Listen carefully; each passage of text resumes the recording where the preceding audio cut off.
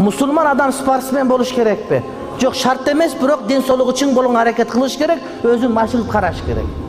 Oşoga girip alıp ömür boyu çurkap жүрүш şart emes. Biroq densoluğu çiң bolup maşıgıp, oşol densoluğun karaş mildеттүү. Antkeni hadiste aytылынат, күчтүү musulman күчсүз musulmanга караганда Аллах Таалага жакыныраак. Улак чапкандар, башкалар эң жок нерсе.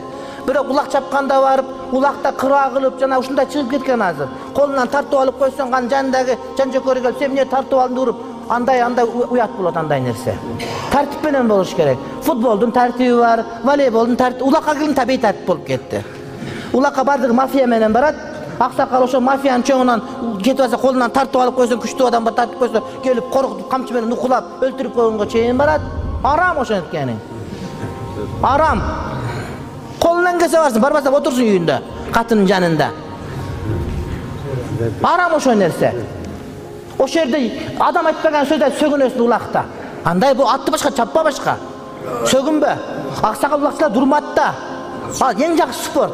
Аттын тарбиясы, анткени пайгамбар айтат, алейхиссалам айтат, аялың көңүлүн алып, махабат болсун деп өткөргөн убактың, атыңы тарбиялап өткөргөн убактың бош убакыт деп айтылынбайт.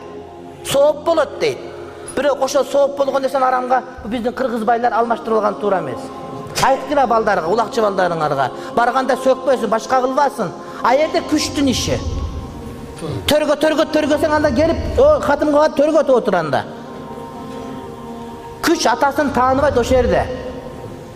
Тартип менен болуш керек. Уят эле болдук ушу биздин Жаллабат өрөөн, чынбы? Каерден улактан жаңжал бизден Жаллабаттан чыгат. Өлүп аткандагы бизде, башкасы дагы бизде, мушташып атканы бизде, разборкасы бизде, шарманда болуп. Таластар жөн эле чыгып атат, жакшынак тартип менен болуп. А лейлек жөн эле чыгып атат.